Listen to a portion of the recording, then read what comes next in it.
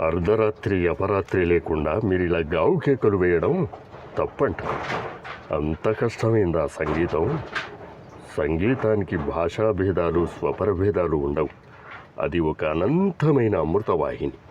ఏ జాతి వాడైనా, ఏ మతం వాడైనా, ఏ దేశం వాడైనా జీవధారలో దాహం తీర్చుకోవచ్చు. ఒక రకమైన సంగీతం గొప్పదని, మరొక రకమైన సంగీతం అధమమైనదని నిర్ణయించడానికి మనమెవరం?